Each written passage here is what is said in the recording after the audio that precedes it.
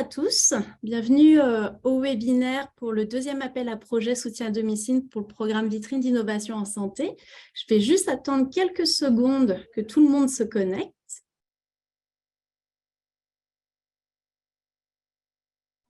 Donc, je m'appelle Vi, je suis votre conseillère pour Vitrine d'innovation en santé chez MedTech+.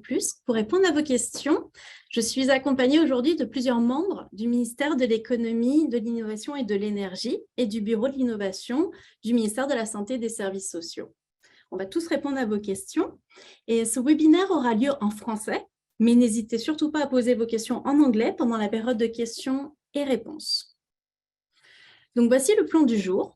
En premier lieu, nous vous décrirons les objectifs du programme, puis les modalités du second appel, ainsi que le processus d'application. Et nous finirons donc par une session de questions-réponses. Et pour poser vos questions, il faudra utiliser la Q&A box en dessous de votre écran. Puis l'ensemble de ces questions, répondues ou non durant cette session, sera retranscrit dans une foire aux questions qui sera disponible sur notre site web et qui sera mise à jour avec les questions additionnelles que l'on reçoit par email. Tout ceci dans le but de permettre à tous d'accéder à l'information de manière égalitaire. Donc, commençons par les objectifs du programme.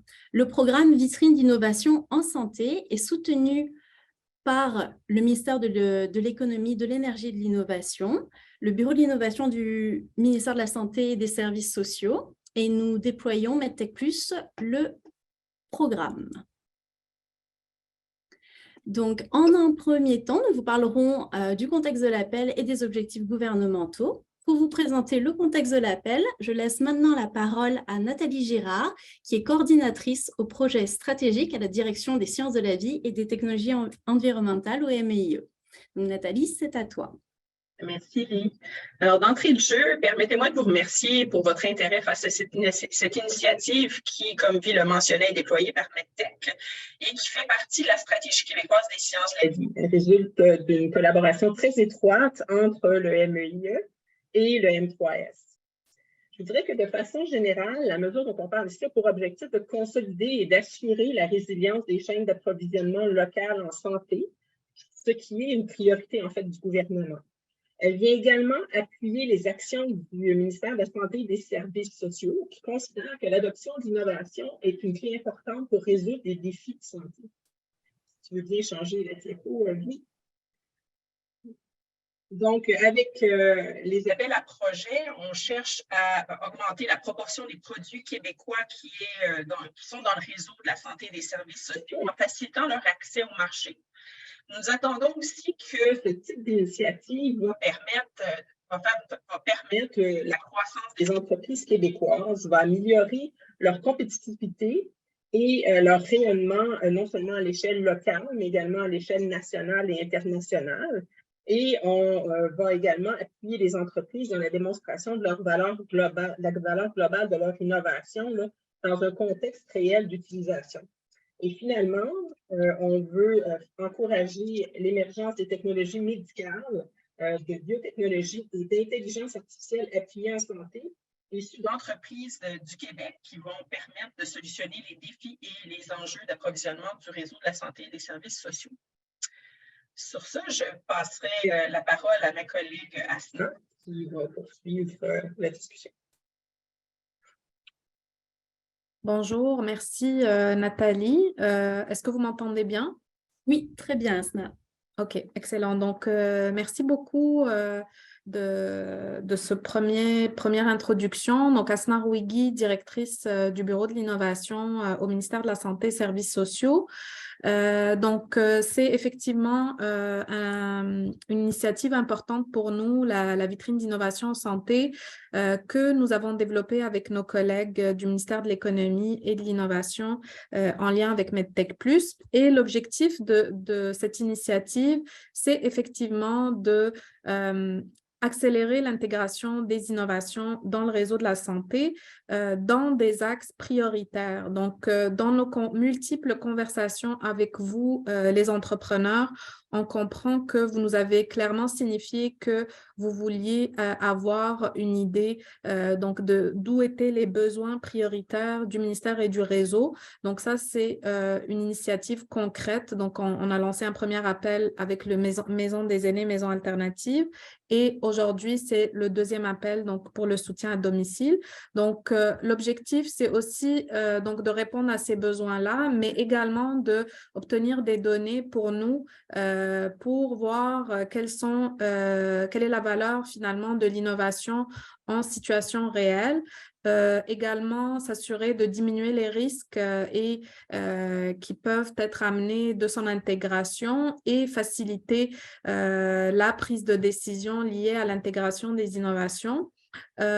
Également, planifier la gestion du changement, donc s'assurer de considérer les différents aspects, donc non seulement technologiques, mais également organisationnels qui peuvent émerger lors de la volonté d'intégrer de l'innovation dans le réseau et offrir également, on le souhaite, l'opportunité de faire connaître les innovations avec nos collègues du réseau de la santé, donc pour assurer à ce moment-là l'accélération de l'adoption. Voilà, puis également s'assurer de vraiment pour des besoins qui sont actuellement non comblés, où il y a une opportunité d'intégration de l'innovation, surtout en soutien à domicile, d'offrir cette opportunité de test en amont. Donc ça, c'est vraiment pour les entreprises québécoises à des stades de non-commercialisation. Je pense que les modalités spécifiques vont être présentées tantôt. Peut-être un petit point également, il y a également un avis d'intérêt qui a été lancé de notre côté par le ministère, mais ça s'adresse spécifiquement aux entreprises qui sont à des étapes commerciales, les entreprises canadiennes ou internationales. Donc, voilà. Merci beaucoup, Asna. Je vais maintenant vous parler des modalités donc, du second appel à projet sur le soutien à domicile. Donc, l'ensemble des détails se trouve dans le guide d'appel qui est disponible sur le site web de MedTech Plus sous le programme Vitrine d'innovation en santé. Donc, vous avez le guide d'appel que vous pouvez télécharger là, plus le formulaire d'intention. Pour les modalités, donc j'aborderai l'admissibilité au niveau des entreprises, puis des technologies et enfin des projets. Ensuite, je vous parlerai des modalités de financement, c'est-à-dire les dépenses qui sont admissibles, puis les dépenses qui sont non admissibles.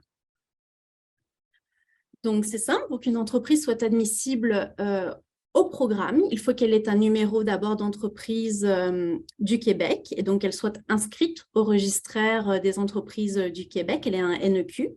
Il faut que son siège social ainsi que la majorité des emplois soient au Québec.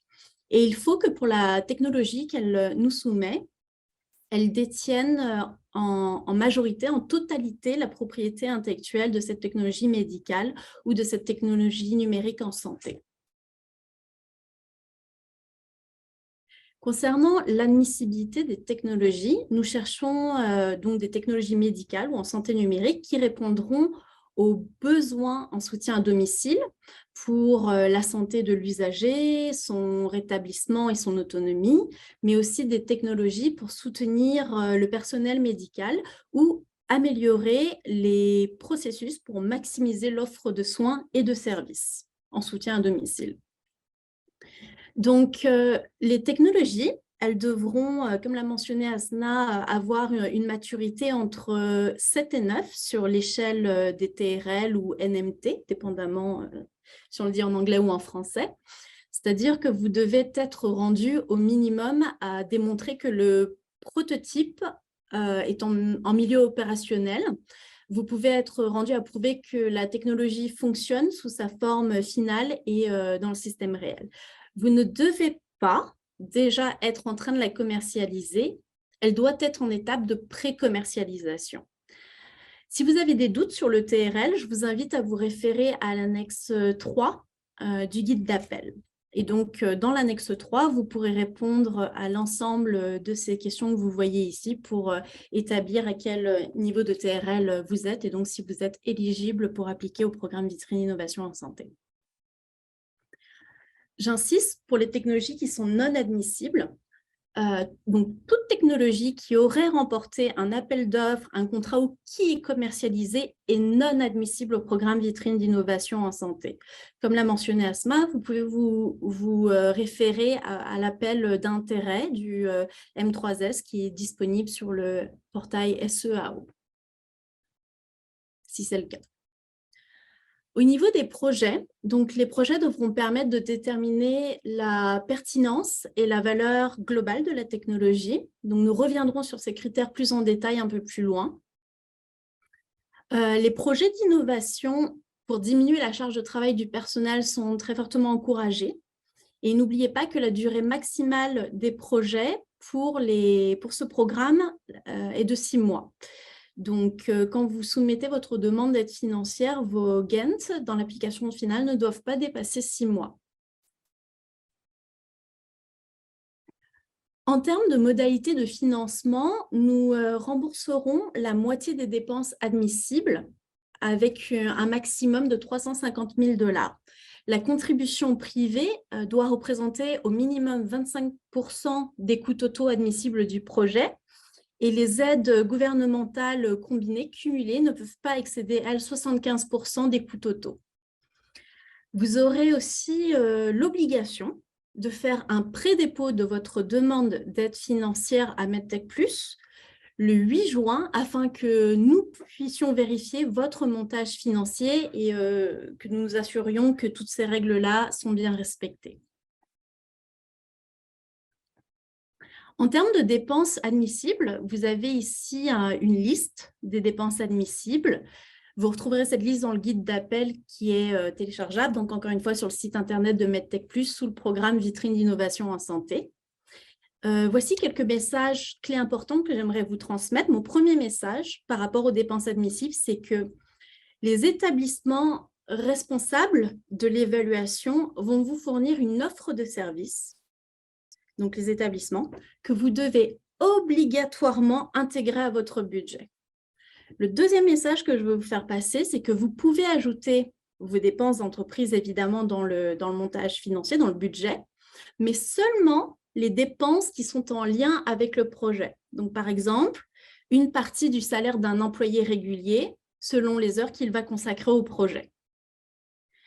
Également, il y a des frais de gestion de notre côté à MedTech Plus qui sont de 2% et ce sont des dépenses admissibles. Tout comme les frais indirects de recherche des établissements, ce sont aussi des dépenses admissibles. Au niveau des dépenses non admissibles, vous avez encore une fois cette liste dans le guide d'appel. Donc, ce sont toutes les dépenses, par exemple, de maintien de propriété intellectuelle ou des dépenses qui ne sont pas liées au projet. Donc, je vous laisserai regarder ce listing-là plus en détail dans le guide. Et encore une fois, je vous invite vraiment à consulter ce guide qui est disponible online. Maintenant, je vais vous parler du processus d'application et plus exactement, je vais vous parler des étapes pour appliquer, puis je vais vous parler du calendrier de dépôt, comment vous faites pour déposer et ce sur quoi les projets seront évalués. Donc, il y a 2 étapes pour appliquer. La première étape correspond à une évaluation préliminaire des technologies qui est basée sur leur pertinence, leur valeur potentielle globale et le caractère innovant de la technologie. Pour cette première étape, vous devez d'abord remplir le formulaire d'intention qui est disponible en ligne sur le site de MedTech Plus, le remplir et nous le soumettre avant le 10 avril à 16 h. Ensuite, les entreprises qui seront admissibles, donc qui répondront à tous les critères d'admissibilité que je vous ai exposés avant, et qui auront des technologies admissibles sur les critères que je vous ai exposés avant, vous serez invités à une session de questions-réponses de 10 minutes avec le comité de sélection pour l'évaluation préliminaire des technologies. À l'issue de cette présélection, les entreprises qui seront retenues seront invitées à remplir la demande d'aide financière. Ça, c'est la deuxième étape. Les entreprises seront appariées avec des établissements preneurs. Le projet de la demande, dans la demande d'aide financière, sera donc élaboré en collaboration entre les partenaires qui sont donc l'entreprise, vous et les établissements responsables. Il y aura aussi une équipe d'évaluation obligatoire qui identifiera les informations à recueillir pour évaluer l'impact de la technologie sur différents critères. Donc, tout ce qui est indicateur pour l'évaluation. Et je vous en parlerai un petit peu plus loin.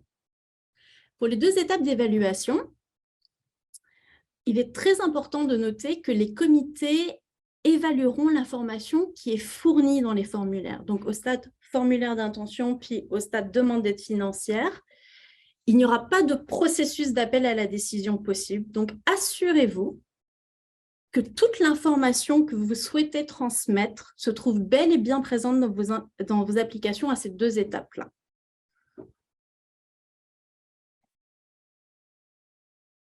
À l'issue de ce processus, il y aura une entente de financement pour l'octroi de l'aide financière et le projet démarrera lorsque toutes les autorisations nécessaires auront été reçues. Donc, quand je vous ai mentionné que les projets duraient 6 mois, c'est 6 mois à partir du moment où vous obtenez toutes les autorisations dont vous avez besoin pour le projet.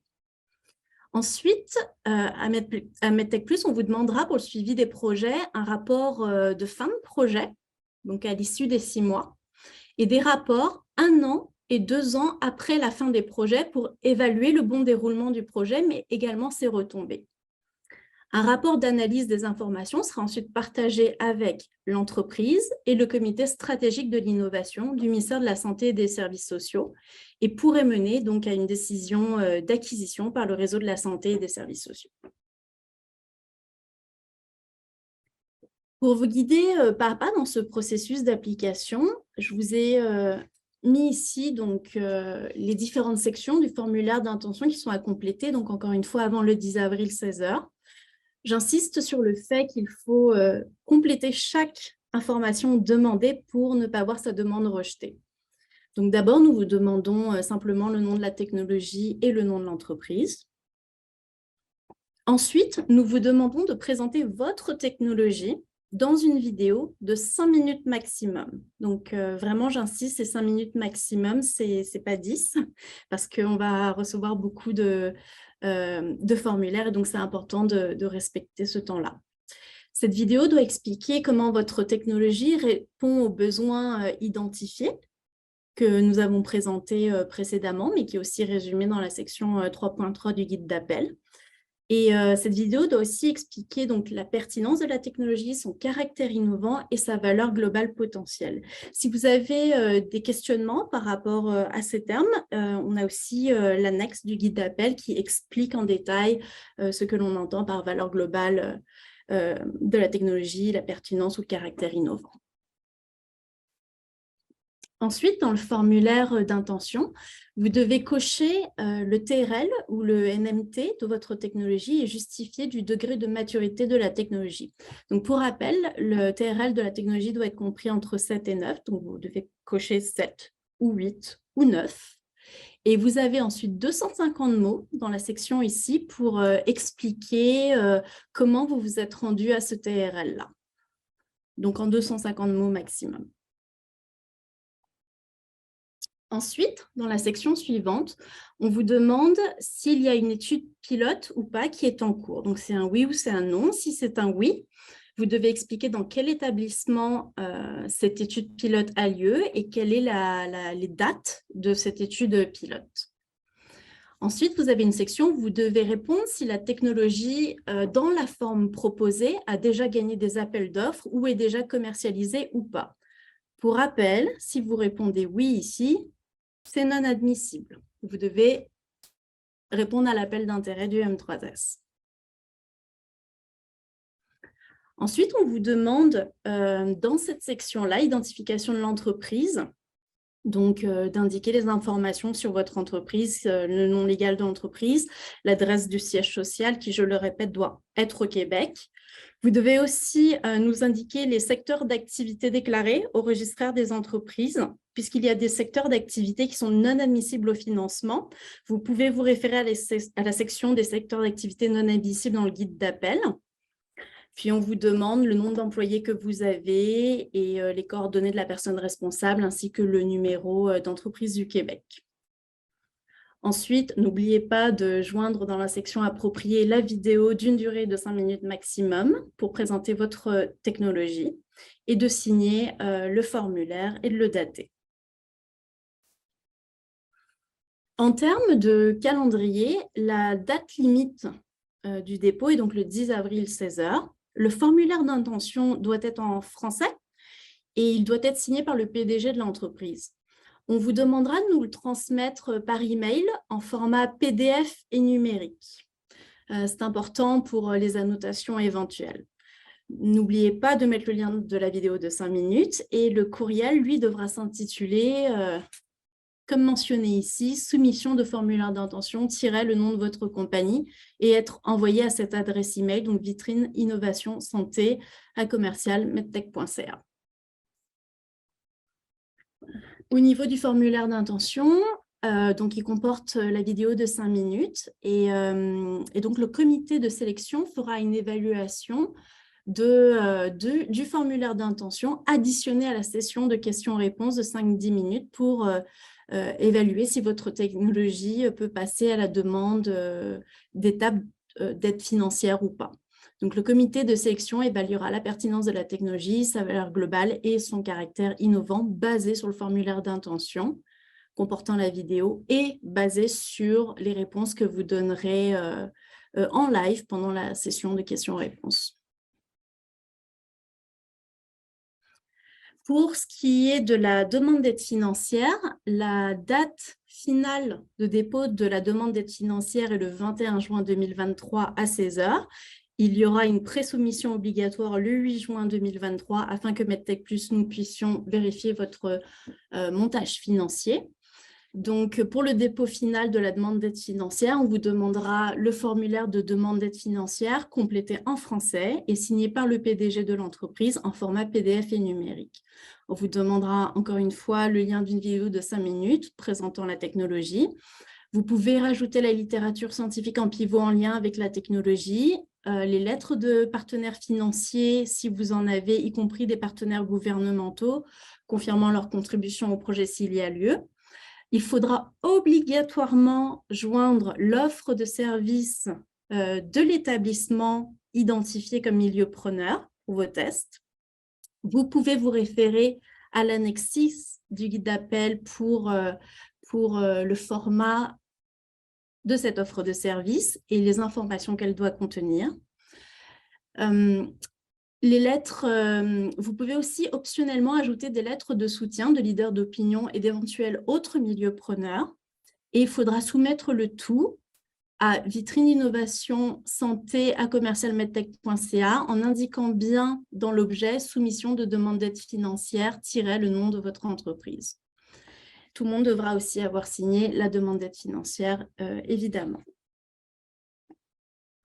L'évaluation de la demande d'aide financière, donc l'évaluation complète, se basera sur l'acceptabilité sociale de la technologie, les bénéfices socio-économiques pour le Québec, la faisabilité du projet, la capacité de l'entreprise à déployer l'innovation dans le réseau, mais aussi la valeur globale de la technologie. Vous pouvez vous référer donc à l'annexe 7 du guide d'appel pour le détail sur ces critères d'évaluation.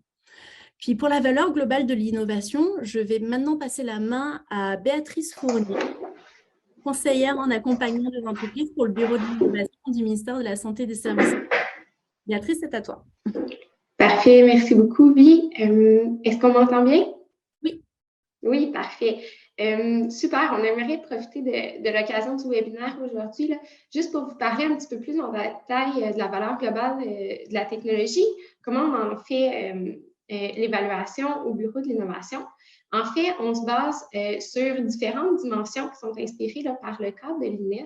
Il y a 6 dimensions qu'on va observer rapidement aujourd'hui ensemble. Donc, le premier plan, c'est le plan populationnel.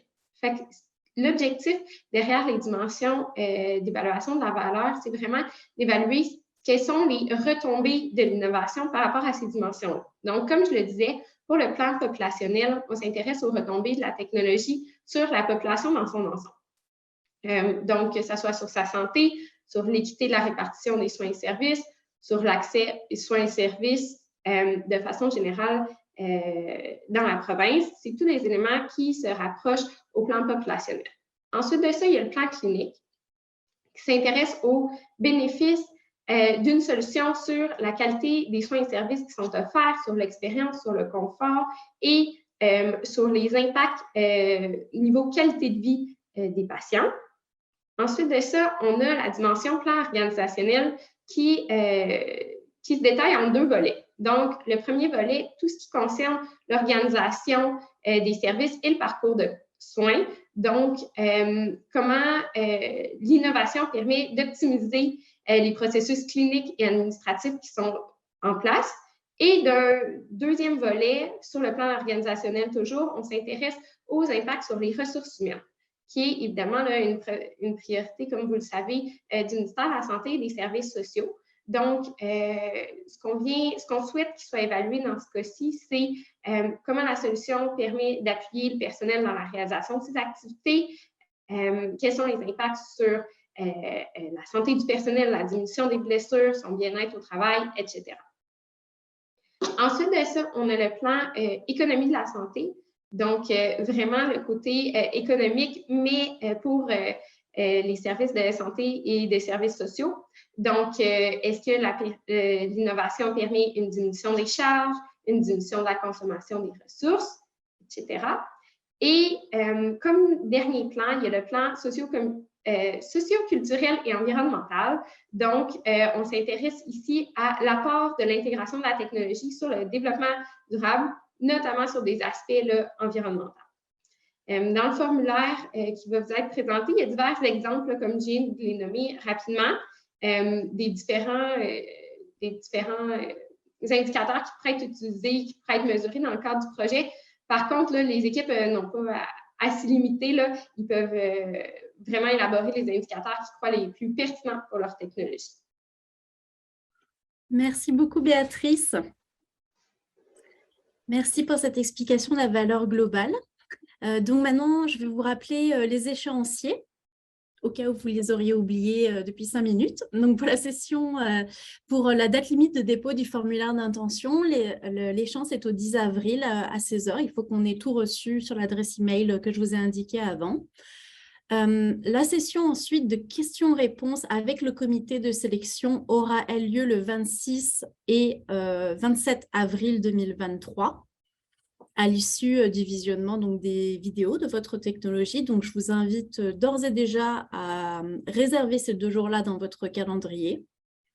À l'issue de ce processus de sélection, donc le 2 mai, nous vous inviterons à soumettre une demande d'aide financière et on vous dira quel est l'établissement preneur avec lequel vous êtes apparié.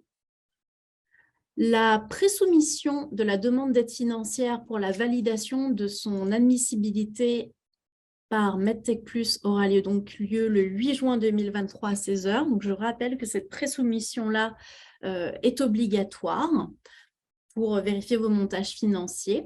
À ce stade-ci, la signature du PDG de l'établissement n'est pas nécessaire. Il faudra qu'elle soit présente pour la date limite de dépôt final de la demande d'aide financière qui est le 21 juin à 16 h.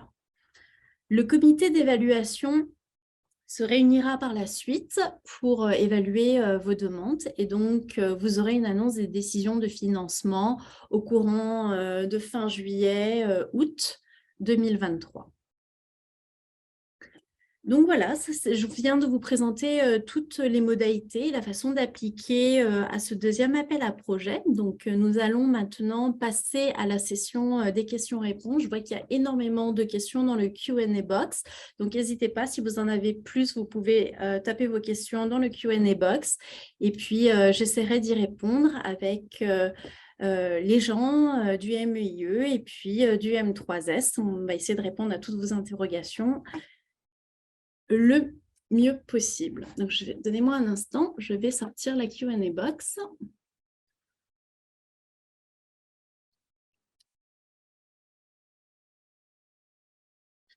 Alors, la première question que j'ai, c'est est-ce que l'appel à projet est ouvert aux entreprises étrangères et dans l'affirmative, existe-t-il des conditions spéciales?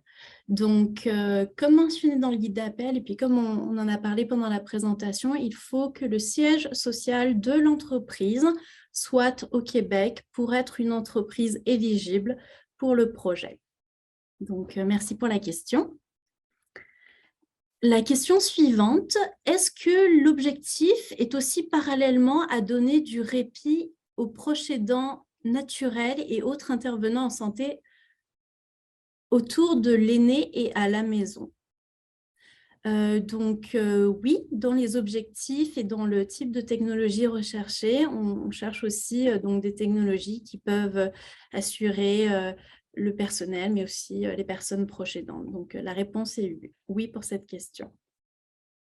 La question suivante, est-ce que l'appel est purement pour les entreprises 100% québécoises? La réponse est il faut que le siège social de l'entreprise soit au Québec.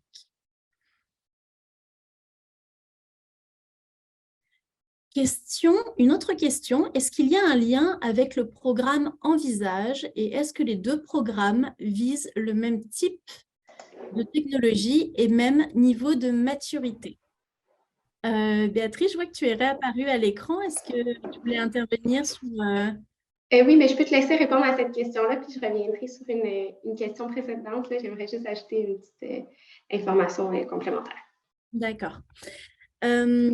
Oui, donc il n'y a pas de… Pour l'instant, cet appel à projet est axé sur le soutien à domicile.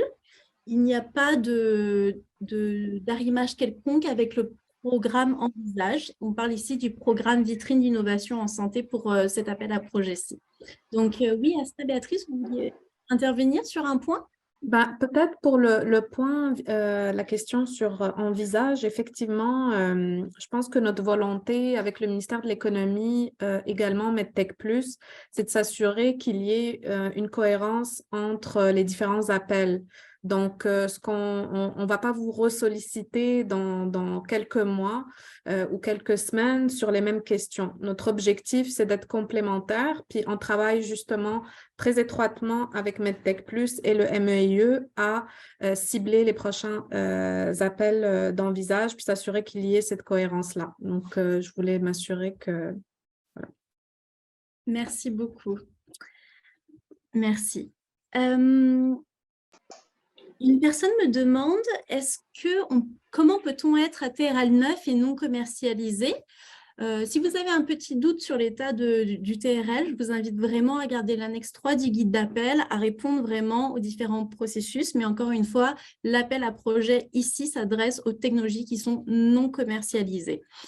Si vous avez des nouvelles fonctionnalités, par contre, dans une technologie déjà commercialisée, elle peut être éligible. Il faudra juste donc que les nouvelles fonctionnalités ne se présentent pas dans la version commercialisée de la technologie. Oui, si tu me le permets, par rapport aux technologies commercialisées comme les technologies provenant des entreprises étrangères, s'il y a des entreprises qui sont intéressées à proposer leur innovation au ministère de la Santé et des Services sociaux, mais qui ne seraient pas éligibles dans le cadre, j'aimerais juste rappeler qu'on a notre appel d'intérêt, donc qui est à la fois auquel toutes les entreprises sont éligibles, que ce soit des entreprises étrangères, des entreprises ayant des technologies commercialisées. Donc, tout se retrouve sur le SEAO. Des fois, ça peut être plus facile aussi. Vous pouvez aller directement sur la page web du Bureau de l'innovation. Donc, simplement écrire dans Google Bureau de l'innovation M3S. On a un petit onglet pour l'appel qui est actuellement en cours sur le soutien à domicile. Toutes les informations sont là. Vous avez un lien direct vers le SEAO. Donc, vous pouvez passer par là. Merci Béatrice. D'ailleurs, j'ai une autre personne qui demande comment peut-on avoir le lien pour l'appel d'intérêt. Donc, vous allez sur le site du M3S ou sur le portail SEAO et puis vous trouverez donc ce lien. Je ne sais pas si, sinon Béatrice, peut-être tu peux donner le lien dans la boîte de discussion. Oui, je vais mettre le lien vers notre site web, en effet. On peut faire ça aussi. Très bien. Qu'entendez-vous par une technologie commercialisée déjà utilisée sur le terrain ou pour laquelle des revenus sont perçus? On parle de revenus perçus, on parle d'un contrat qui a été signé. si vous avez un doute, encore une fois, référez-vous à l'annexe 3 ou vous pouvez aussi nous écrire sur Vitrine Innovation Santé à commercialmedtech.ca et nous expliciter dans quelle situation vous êtes et puis nous pourrons vous dire si effectivement vous êtes éligible ou pas. D'accord. Alors, qui gère le financement? Est-ce que c'est l'établissement de la santé, des services sociaux ou la compagnie? Ben nous, en fait, donc au niveau des modalités de financement, il y a une première, au début du projet, il y a une première contribution de MedTech Plus et ensuite, il y aura un remboursement des dépenses au niveau des frais engagés par l'entreprise puisque l'intégralité des coûts du projet reviendront à être payés par l'entreprise. Donc, nous, MedTech Plus, on vous fera un remboursement ensuite des dépenses qui sont engagées basées donc sur la preuve des dépenses. Quelle est la différence entre un PDF et un format numérique? En fait, pour le formulaire d'intention ou pour la demande d'aide financière, c'est simplement que vous prenez le formulaire tel qu'il est, c'est-à-dire en format Word.doc, vous le remplissez et ensuite vous l'enregistrez sous le format PDF numérique. Parce que, par exemple, ça nous permettra de faire des annotations dans des sections précises, etc. Donc ça, c'est la façon de faire pour avoir votre PDF format numérique. Il faut que nous puissions faire des annotations dessus.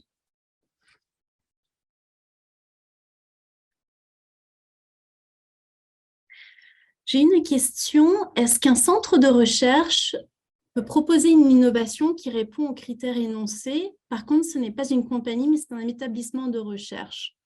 Non, il faut que ce soit une compagnie qui est un NEQ, qui est son siège social au Québec, qui détient la majorité de la propriété intellectuelle sur la technologie. On me demande si la vidéo du formulaire d'intention et de la demande d'aide financière peut être en anglais. Oui, la vidéo peut être en anglais, mais il faudrait la sous-titrer en français. C'est la recommandation que je vous fais.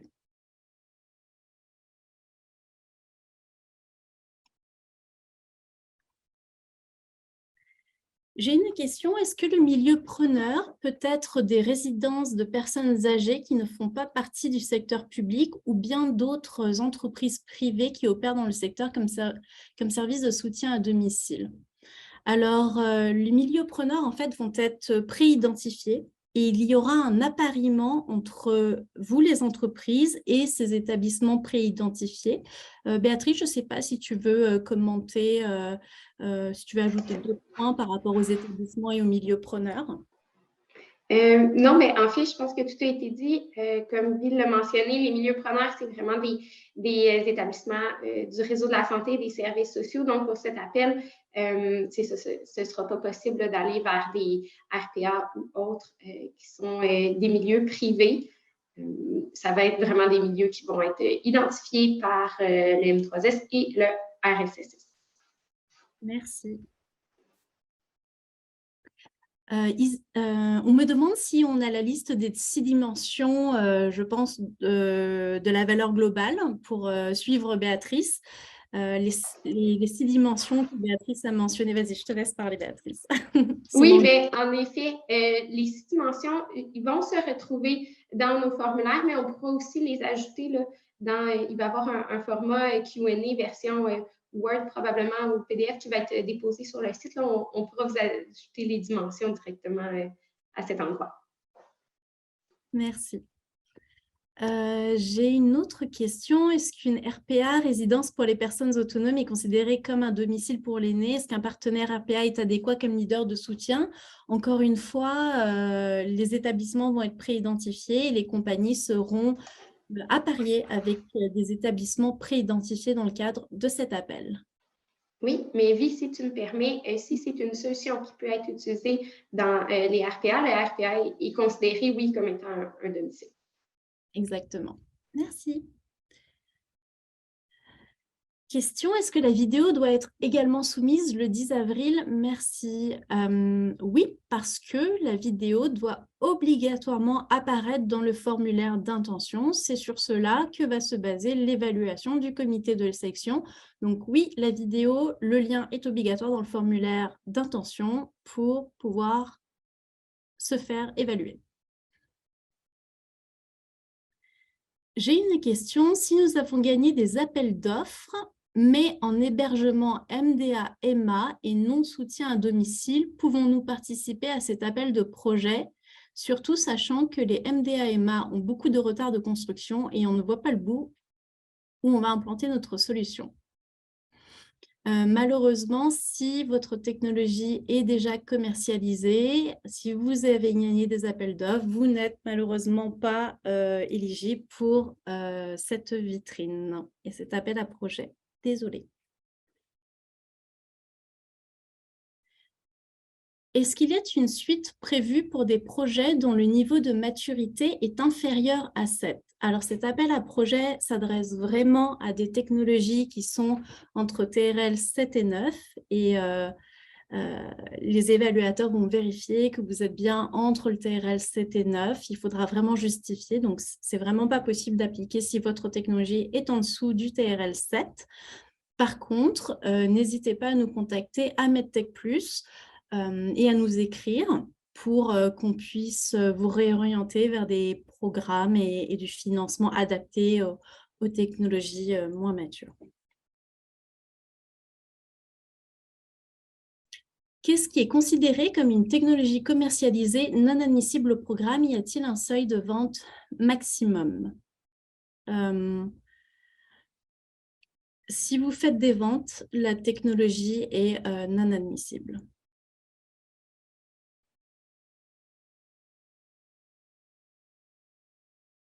J'ai une question. Pouvez-vous nous aider à mettre en contact les entreprises sélectionnées pour cet appel à projet avec notre équipe de recherche associée à un établissement de santé du Québec? Je ne sais pas de quel établissement vous parlez, mais vas-y, Béatrice. Oui, mais en fait, je m'excuse, oui, je ne voulais pas te déranger. Je comprends peut-être par la question que c'est des chercheurs du réseau de la santé qui peuvent avoir écrit la question. Donc, si c'est le cas, vous pouvez communiquer directement avec nous là, au Bureau de l'innovation via notre adresse qui se retrouve sur notre site web. Sinon, bureau d'innovation @msss.gouv.qc.ca. Si vous êtes dans le réseau, là, ça me fera plaisir de répondre à vos questions, puis peut-être qu'on pourra discuter plus longuement là, de votre interrogation de ce côté-là. J'ai une autre question, Béatrice. Vous avez dit plusieurs fois que nous serons jumelés avec des centres preneurs que je présume sont publics. Oui, c'est le cas dans cet appel à projet. Sommes-nous donc obligés de travailler avec les complexités du système public? Je m'excuse, oui, je vais juste reprendre la question. Est-ce que tu peux la répéter? Vous avez dit plusieurs fois que nous serons jumelés à des centres preneurs que je présume sont publics. Sommes-nous donc obligés de travailler avec la complexité du système public?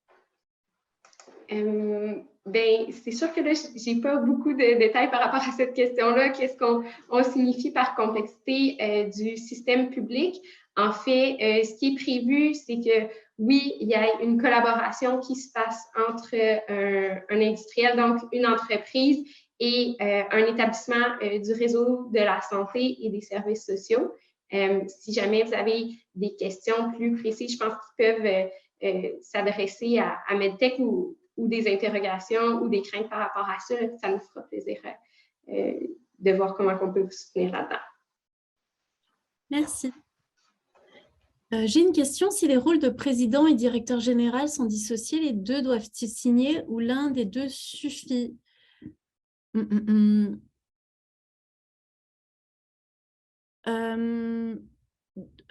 le doute, je vais vous inviter à tous les deux signer. Normalement, le président devrait être suffisant, mais je vais vérifier ce point-là, puis je vais vous revenir.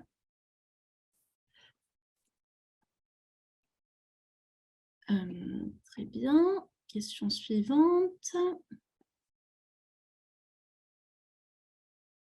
Simplement pour valider, la préapplication ne requiert pas de milieu preneur partenaire. C'est Medtech Plus qui s'occupera de faire l'appariement entre l'entreprise et le milieu preneur après la préapplication. Oui, l'appariement, le jumelage entre l'entreprise et le milieu preneur se fera à l'issue du processus de sélection. Donc, vous n'avez pas à venir avec un milieu preneur partenaire si c'était ça votre question. Merci. J'ai encore une question, si la vidéo de 5 minutes peut être en anglais. Oui, elle peut être en anglais, il faudrait qu'elle soit sous-titrée en français, s'il vous plaît. Merci.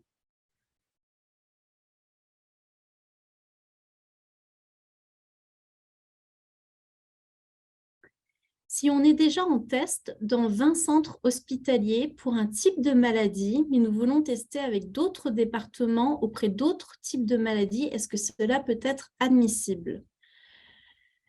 Encore une fois, nous allons vous apparier avec des établissements preneurs pour votre technologie. Donc, il faudra donc discuter et vérifier avec les établissements le projet, puisque vous allez le monter en collaboration avec les établissements. Donc, il faudra vous accorder sur le projet que vous ferez donc en vitrine dans cet établissement. Béatrice, tu voulais ajouter quelque chose ? Non, mais je trouve ça intéressant comme question. Puis en effet, là, si ce programme-là vous permet d'aller valider, d'obtenir des données probantes auprès d'une nouvelle clientèle, ben, je crois que oui, ça pourrait être intéressant. C'est sûr que là, on n'a pas tout le contexte, là, puis valider l'admissibilité, mais oui, ça pourrait être intéressant d'aller tester pour obtenir les données probantes auprès de la clientèle ou du personnel. Là, je ne connais pas votre technologie, mais en soins à domicile. Oui, donc n'hésitez pas, hein, si vous avez des questions très précises pour des contextes, n'hésitez pas à nous écrire sur Vitrine Innovation Santé à commercialmedtech.ca pour que nous puissions vérifier l'admissibilité de votre technologie. J'ai une question, y a-t-il une fraction des coûts qui doit nécessairement être versée au milieu preneur ? En fait, vous allez avoir un ensemble de dépenses que l'entreprise va devoir couvrir. Donc, il y a des dépenses qui ont lieu dans le milieu preneur et des dépenses qui ont lieu au niveau de l'entreprise. Et c'est l'entreprise qui va assumer le coût de ces dépenses. Puis nous, on fera donc un remboursement de ces dépenses à hauteur de 50% avec un maximum de 350 000 $ du côté de Medtech Plus.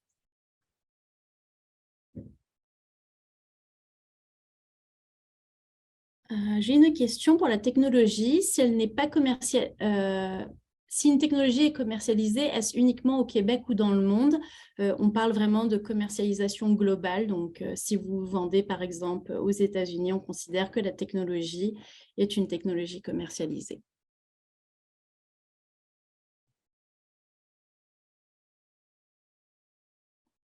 Je lis les questions suivantes. Il y en a énormément. Merci pour toutes vos questions. Est-il nécessaire que l'un des membres de l'équipe soit résident ou suffit-il que la société soit constituée au Québec? Le siège social de l'entreprise doit être au Québec. Vous devez avoir au moins un employé qui est déclaré dans le registraire des entreprises. La majorité des activités doivent avoir lieu au Québec. Donc, si vous avez un doute sur l'admissibilité de l'entreprise, je vous invite à nous écrire avec beaucoup plus de détails concernant la structure de votre compagnie. Nous pourrons répondre ensemble à vos questionnements sur l'éligibilité. Si deux entreprises présentent des solutions similaires, est-ce que les deux pourront faire partie du programme? Sinon, justifiez en quoi l'un pourrait être choisi par rapport à l'autre, considérant que la vitrine est justement supposée permettre à ces entreprises de valider et ajuster leurs solutions. On peut avoir des technologies similaires qui passent en processus de demande d'aide financière et qui sont évaluées en parallèle. Ce n'est pas un problème. Très bien. Il me reste encore quelques questions. Je vois que le temps avance. Il nous reste 5 minutes. Je vais essayer d'aller vite. Donc, il y a une question auquel on a déjà répondu pour l'appariement des entreprises sélectionnées avec des établissements de santé du Québec. Donc oui, les entreprises seront automatiquement appariées avec des milieux preneurs. Ce n'est pas les entreprises qui s'en occupent, c'est vraiment nous de notre côté. Dans le formulaire, dans le questionnaire à la question 2.4, qu'entend-on par la forme proposée? De plus, est-ce qu'on parle d'un appel d'offres pour le public ou ça inclut aussi le privé? La forme proposée, ce que l'on veut dire, c'est la technologie et toutes les fonctionnalités, par exemple, que vous auriez en addition par rapport à une technologie qui est déjà commercialisée. Donc, peut-être que pour, je sais pas, pour le soutien à domicile, peut-être que vous allez avoir eu à rajouter des fonctions dans votre technologie. Donc, c'est ça qu'on entend par la forme proposée, c'est la forme avec des nouvelles fonctionnalités potentielles pour s'appliquer au soutien à domicile.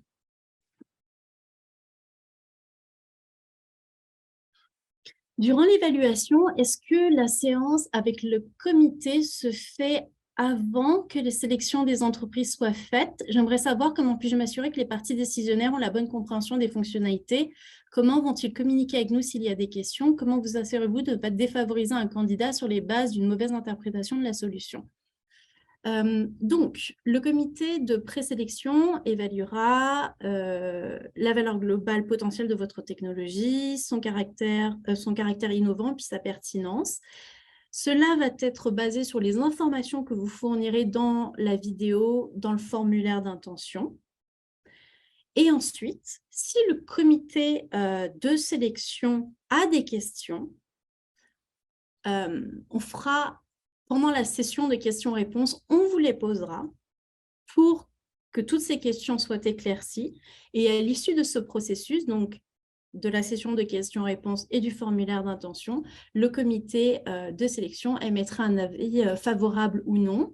Nous vous transmettrons cette réponse par écrit en décrivant donc les points forts et les points faibles de votre technologie. Et ce sera le cas de la même manière pour toutes les entreprises.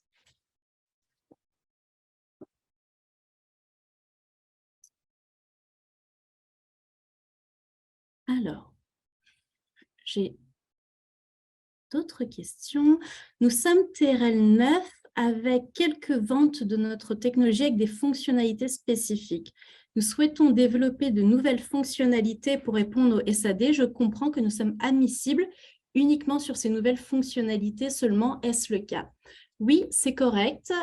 Si votre technologie a été updatée avec de nouvelles fonctionnalités qui fait que cette forme-là n'a pas encore été commercialisée, alors oui, vous êtes admissible.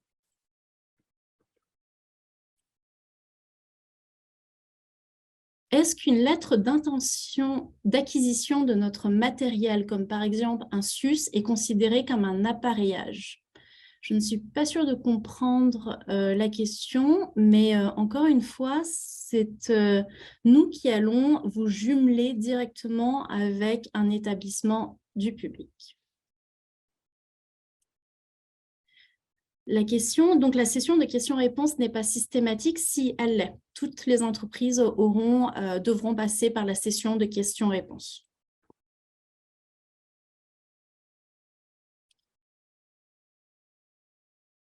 Alors, le TRL doit être justifié d'après la solution globale où on doit évaluer aussi ses sous-fonctionnalités. Vous devez aussi évaluer les sous-fonctionnalités de votre technologie. Si c'est par fonctionnalité, est-ce qu'on coche tous les TRL applicables dans le formulaire? Est-ce qu'on doit identifier les différentes fonctionnalités avec leur TRL? Je vous invite à nous écrire plus spécifiquement pour votre technologie, à me donner plus de détails sur votre technologie et que l'on fasse la distinction entre la techno et les fonctionnalités. Ça me fera plaisir d'y répondre plus en détail.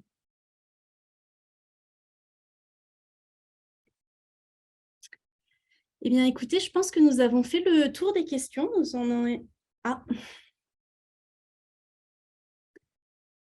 Quelqu'un me demande si je reprends votre réponse à la question. Si les fonctionnalités qui ont été gagnées en MDAMA sont différentes en SAD, nous sommes éligibles.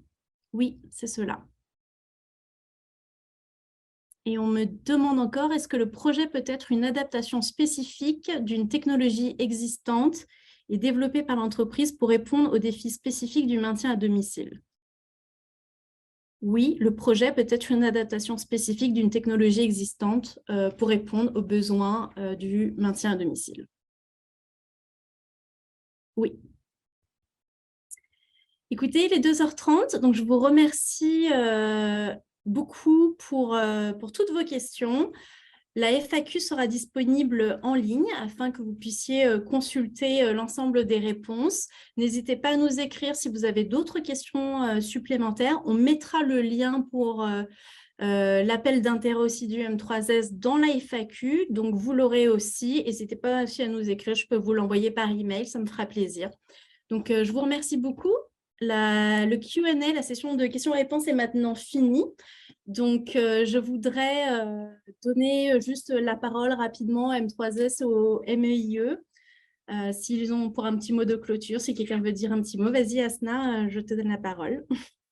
Écoutez, merci beaucoup. Merci à Medtech Plus pour la coordination de ce webinaire. Donc, on espère, on aura plusieurs projets qui vont pouvoir être déposés. Et nous, notre objectif, c'est effectivement de faciliter, simplifier l'intégration des innovations. Donc, on souhaite avoir aussi votre feedback sur le processus et l'expérience à l'intérieur de ce programme. Donc, merci beaucoup et au plaisir d'avoir vos projets. Nathalie, je ne sais pas si tu voulais dire un petit quelque chose. Je pense que tu as très bien couvert la situation. Je vous remercie à tous d'avoir assisté à ce webinaire et un gros merci aussi à Medtech pour l'avoir tenu. Merci. Donc, je vous souhaite une bonne fin de journée. Merci beaucoup. Bonne fin de journée à tout le monde. Au revoir.